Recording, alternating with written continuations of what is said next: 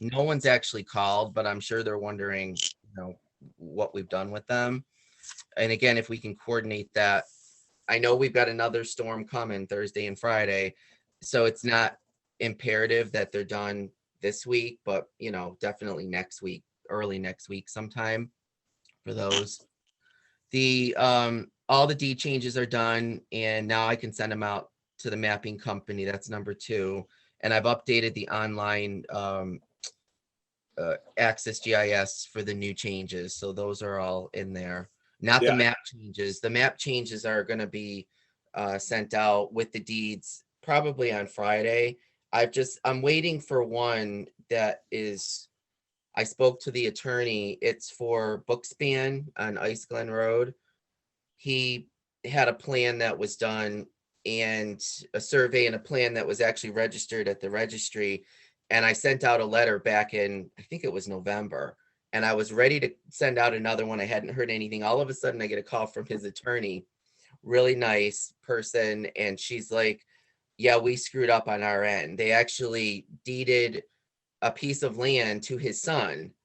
And I kept the deed out because I said, you can't do this because there is no piece of land that is being described in this deed.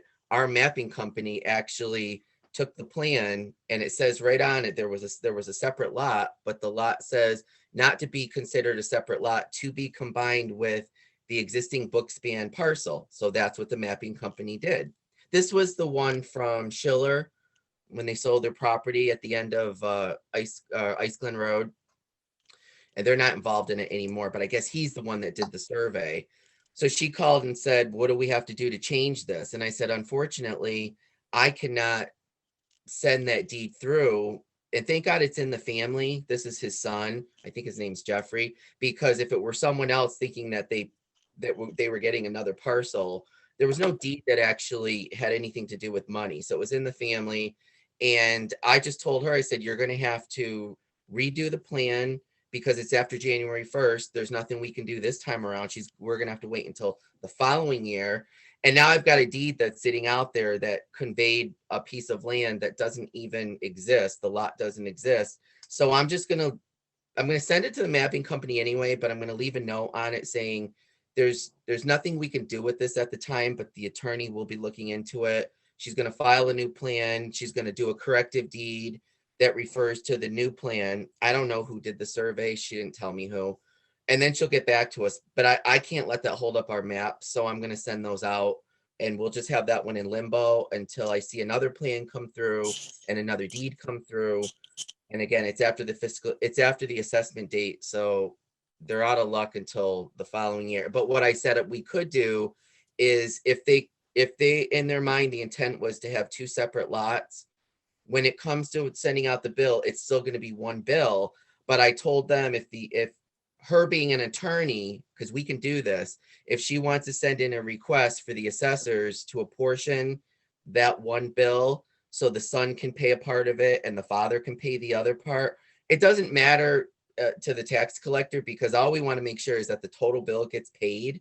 So she's like, that would be wonderful. If you could do that, that would help the family, because that was the intent, to do two separate lots. So we'll wait until the fall, and I can do that for them, but only upon request. We don't normally do that for parcels that are just separated out like that. That's really the only issue with the map. So those can go out. so Michael, Yeah, I'm sorry. I did notice that the assessor's online mapping stuff was updated. So a lot of Did? Okay. yeah, a lot of the Good. recent purchases that even occurred in December of 2020 are already updated in our system. So yeah, because I still went through and did it on the old system, because this is the last year I do it, because they're working on the shortcut for me to on the new system, because this Vision and CAI have to work together to do the shortcut to pull the update from Vision, which has the CAMA data, and update it on the Access GIS. So they're working on that. I've got it already on the old system. So that's the reason I do the double duty, change all the deeds on one system and then change it on the other. But I'm pretty sure we're in the next phase for getting the take-home laptops and the docking stations. I think Terry and the assessors are the only ones that don't have them yet. So everyone's got their laptop. Hi, Gary.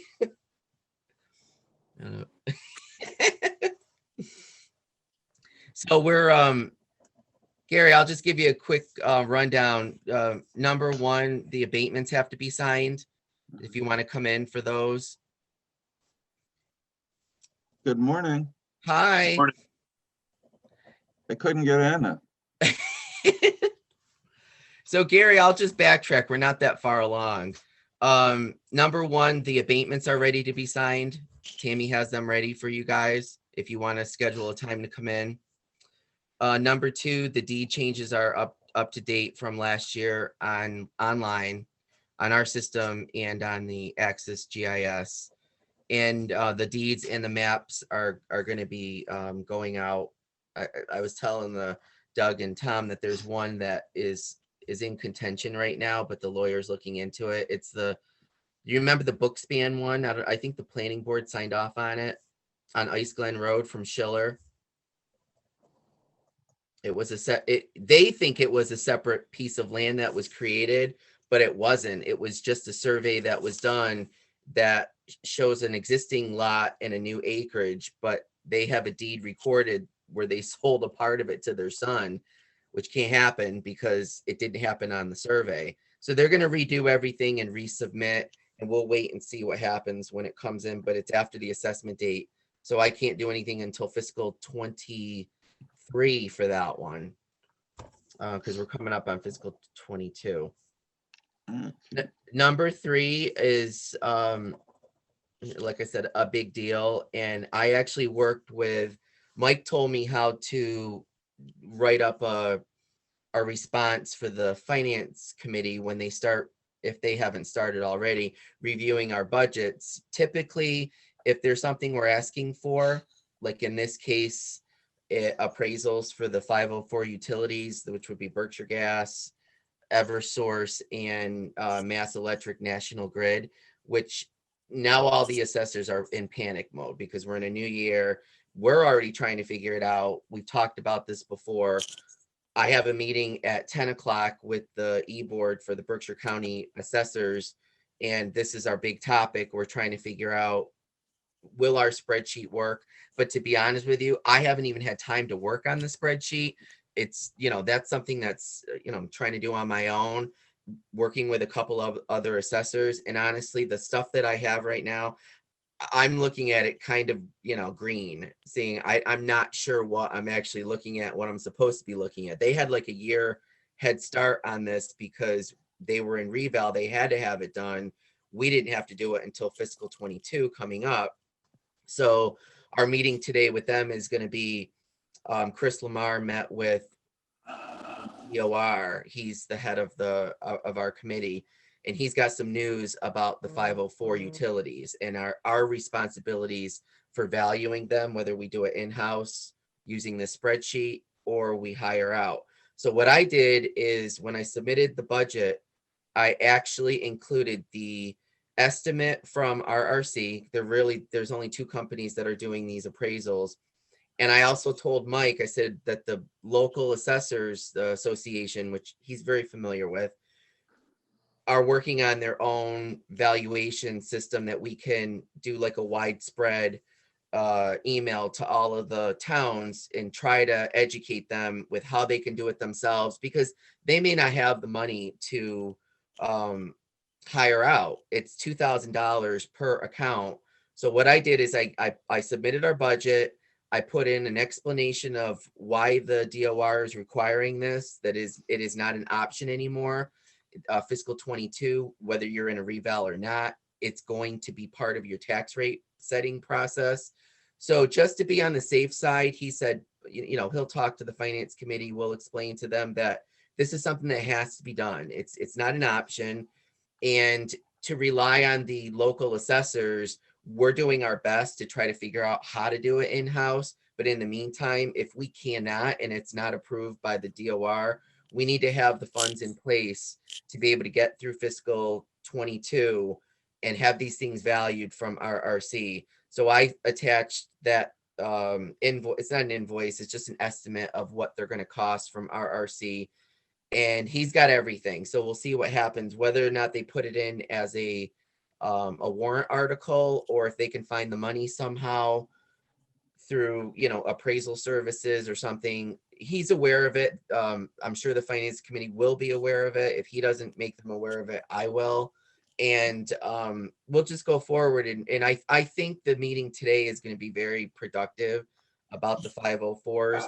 But to be honest, I feel a little bad because I haven't been able to dive into it as much as I planned on doing. And I think they thought that that was going to be, that we'd get to February and we would already have a good spreadsheet ready to go. But honestly, I've got to do my own research so I know what this spreadsheet is actually doing, the calculations and everything. I mean, it's nice to look at. It's very involved. And I also told Mike that even if we were to do it in-house, we're still going to have to each town is going to have to buy into the manual that gets the pricings for each line item that the utility companies are submitting. Or I think we'll discuss this today in my meeting. I think what the local assessors are trying to do is buy one copy, and we talked about this before, maybe buy one copy of it, and then all of us can use it. But again, that's up to the company if they're going to allow us to buy one license that can be used, which I'm saying I think it's not going to happen. This is a company, they want to make money and they know the situation that we're all in. You've got 350 communities in Massachusetts that are going to have to figure this out. Of course, they're going to want all of us to buy a license so we can use the pricing manuals. The pricing manuals run, I think, $800 a year. So even if we could figure out the spreadsheet and do it ourselves, $800 is a lot better than $6,000 a year to do these appraisals. And again, the state came into this like, you got to do it. We don't care how you do it. And, they pulled the same stuff with the, when we had to do the wireless valuations for the cell companies, which we figured out when we get through in-house. And I hate having to hire out. So I think we're going to do everything we can. So at least if we get the money in place and we can figure it out within the next few months on how to do this in-house, then they can just let that disappear. And maybe we won't even have to do a warrant article or find the money somewhere else. So it is a big deal. I mean, it's something I think that everyone's panicking, but everyone's talking about it. And and if we have a spring Berkshire County meeting on Zoom, it will be the focus of our meeting. But it has to be more. We tried this before. I don't know if you were there, Gary, with this one where they tried to do a demonstration on how to value the utility. It was not involved enough. I mean, I'm the type of person, I need to see where is everything coming from. So the spreadsheet that we're going to create, my idea is we have all these different tabs down below that gives you the instructions for every single, not item, but where to look for in general, every single thing. That's what assessors need to see. There's a lot of older assessors that aren't even used to using spreadsheets as much as they should. And this is something they're going to have to get used to. And they should know this anyway. Even if RRC does it for them, they should know how RRC is valuing these, because they'll have to hire RRC to go to court. And actually that's another good thing, at least for the first year, if we were to have RRC. I'm already hearing right now that NSTAR, which is Eversource, they're already taking the town of, I think it's Cheshire and Windsor, to court. So that's because they're one of the first towns. Robin is the assessor there. She's on the e-board. They're one of the first communities that actually valued it in-house. Well, now NSTAR got their value. They're not happy with it. But again, the valuation that they're using in Cheshire and Windsor should hold up in court, because that's the method that won the initial appellate tax board case that created this whole situation where they want us to, the state is convinced that we can win these cases because the appellate tax board voted already that this is the method that we should be using. So going forward, we're going to try our best. I'll keep you updated after today's meeting. There was some other news that Chris Lamar told us Joanne Graziano, who certifies our values and certifies our revaluations. And she is the best person we have ever, since I've been doing this, best person we've ever had at the Bureau of Local Assessment. Well, she's retiring in June. So I don't know who we're going to be getting, but it'll be interesting. We're not in reval this year, but we are next year. And we'll be talking about that closer we get to the fall and setting up what has to be done. So that's that part. The next one, I don't know if I mentioned before, we did get an appellate tax board case scheduled for the end of March. It's Mr. Human, remember, around the up in the Beechwood area on Mackinac. He's got the lot that goes from the bowl all the way up to Mackinac Road. Remember that one? He Yes. filed. Now I know he was very, very sick with kidney failure. And I haven't talked to him in a while. But the appellate tax board case, it's in Boston, but it's no one's going anywhere. Nothing's open yet. So it's going to be a they call it a telephonic hearing. It's not technically a Zoom meeting. You actually do everything over the phone. So at this point, I mean, I don't think I'm going to hear from him, honestly. And if the closer it gets, if it's just a telephone hearing, then, maybe we should just do it. I mean, at this point, I mean, I don't have to go there. What do you have to, I mean, let them make the decision. I may have to send record cards and things like that, but that's no big deal. And I mean, I'll let him contact us. I will not contact him because you guys already, denied it. So we've got, unless he tries to postpone it, and that will be, on his part, because as long as it's happening over the phone or through Zoom, it's fine with me. Okay. I was always scared figuring out where's this going to be. And actually, I've heard rumors that this may be what they're going to be doing going forward, even when we're all vaccinated. And it would be actually the best thing to do, because having to go to Boston is so expensive. Places don't, communities, these offices, we don't have that kind of money to keep fighting these cases in Boston. If they were to come out here like they used to, no problem. I used to go to them all the time in Pittsfield, but it's the only one we have for fiscal 20. This is a fiscal 20.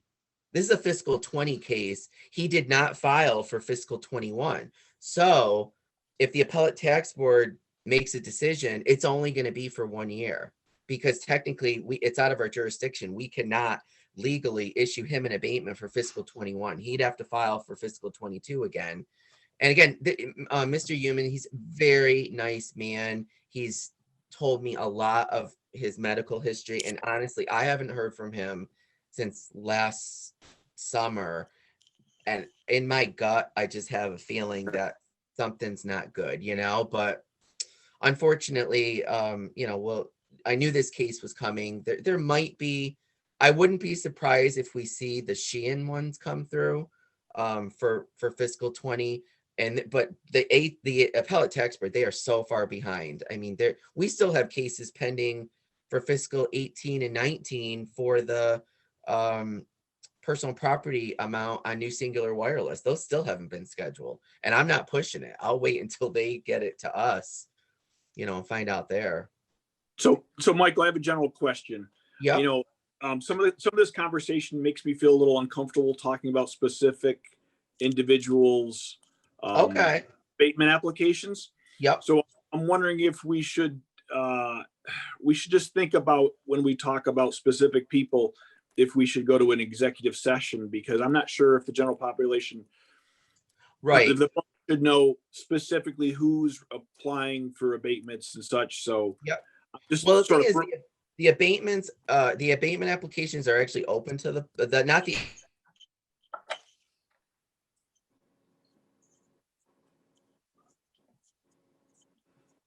We lost Michael. Yeah, I was going to bring that up, Doug, and I'm glad you did. I think that's. I think we're getting into HIPAA territory too. Yes, I agree. Did you guys hear me? I think I lost it. You froze, Mike. I know, it's weird. We just upgraded our internet too. I had a strong signal here and then all of a sudden it goes out. All right, now it's down to medium. All right, yeah. No, I'm fine with that. I'm fine with that. The next thing is the chapter land reorganization. I think I talked about this last year, that if you were to look in the chapter land folders. Bye, Mike.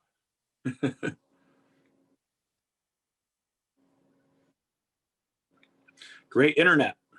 Yeah.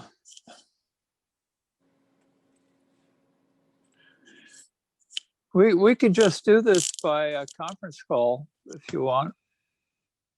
He's back. Okay. Yeah, I'm gonna leave it and then come back in because I can't see anything. So hang on, I'm just gonna come back in. Okay. What the heck? I thought we had such a good, it's just weird. We've been going through a lot of stuff with Spectrum, and we had to have our router and our modem and everything replaced. And it says I've got a strong signal, so let me get to the chapter lands. I'm gonna have Tammy go through and reorganize, redo all the files on all the chapters, because next year when the state is out for our they always go through it, and we make sure that they're all organized. But I think it would be a good idea to maybe go through all of them and really look at like their certification dates again. Some people that just get things in so late, and just really finally pull them all out of there, look at all of them.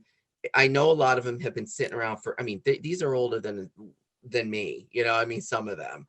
They've been in that file for a long time, and I don't think all of them are actually applying the rules that are supposed to be in place, especially with filing. So we should go through and double check all of those and make sure like all the forest management plans are in check, and that I know it's hard to go through and police all of them, but at least redo the folders, have a good idea of which ones don't really come in on time, because it's the same ones all the time. And just to get a better grasp on it, because the state could come in. I'm trying to think of things maybe that the DOR could spend more time on that they don't normally. And I just want to make sure that they can open up a drawer, pull one of those folders out. And if they have to have questions or speak to us about any of them, that we're fully prepared, to respond with whatever answers we have to. Do you guys think that's a good idea? Yeah, I do. Okay. Yep. It's a great project for Tammy. Good. Let's see. Oh, so the 21 fiscal 21 denials, and I did do the letters for all of them. Those all got sent out, and I haven't heard anything back yet. So I think the letters really work. Do you think it would be a good idea to actually send a letter with the abatements as well? So they can. Yes. Yeah.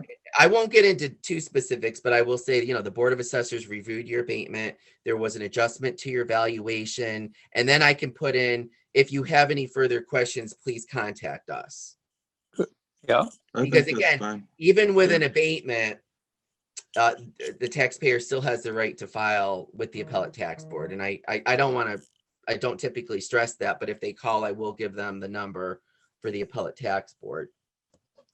And that's really it on my end. Tom, I did put down, because I didn't last time, the tax exemption pilot. Yeah, we're good. Nothing new there. Okay, so there won't be anything at the town meeting. Good question.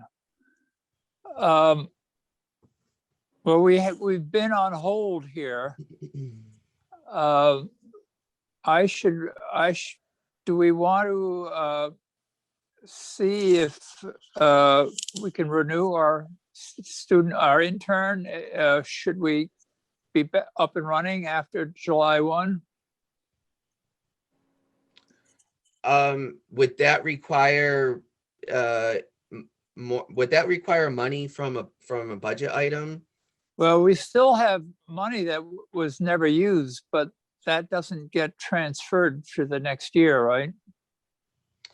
You Oh, can ask it him, only you could does. probably ask him to carry it over. Yeah, there's typically when it gets closer to the end of the fiscal year, Ray will tell us, that we have to supply him with information on why we want to carry over a line item, whatever's left. Okay, if we can do that, we're in good shape.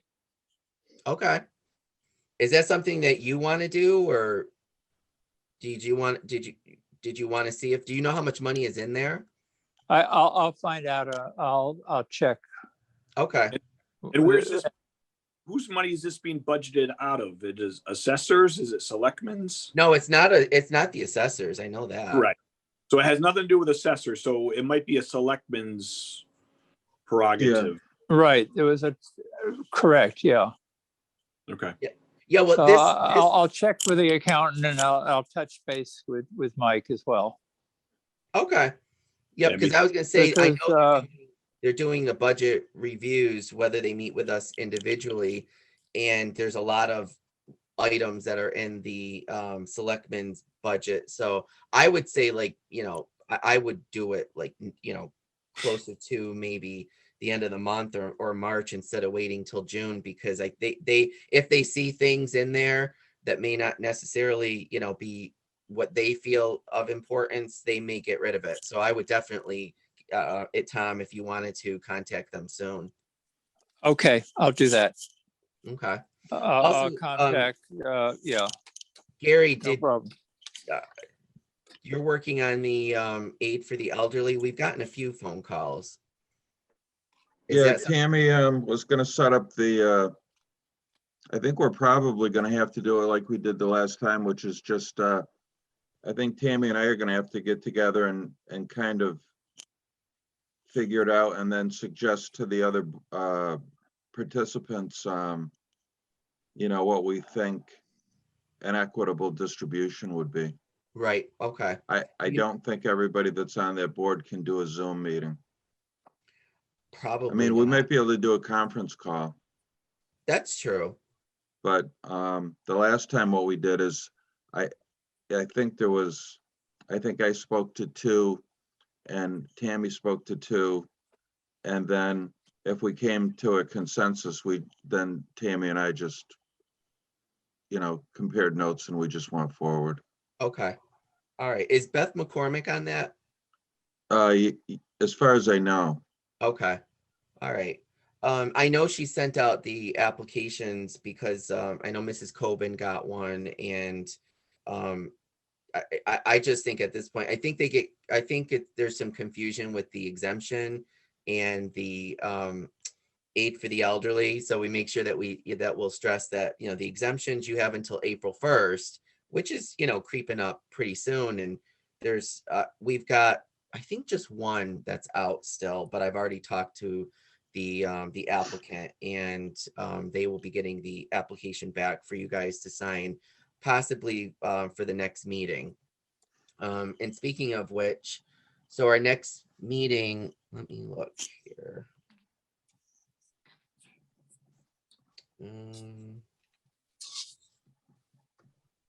March 1st, our next meeting.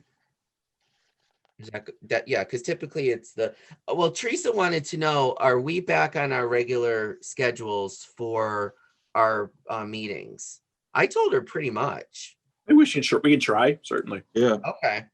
All right. So we'll do March 1st. And what do you guys want to do for coming in and signing the abatements? Do you want to wait until next week, or did you want to try for this week?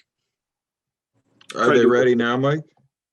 Tammy has them ready to go. She's already typed up everything. So yeah, I think she just has to put tabs on what has to be signed. And I'll be there tomorrow. So can we just assume that they will be ready tomorrow? Yep. Mm-hmm. Well, let's do it tomorrow. Okay.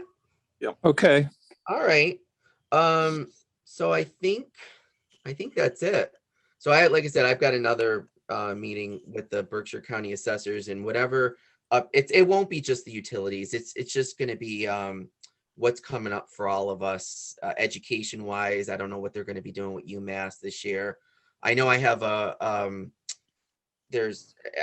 kind of tuned in last year a little bit on a few courses, but there's the user group meeting for Vision that's going to be coming up in May. And again, it's all going to be Zoom, and it's free. So, I'm curious to see what they're going to be offering.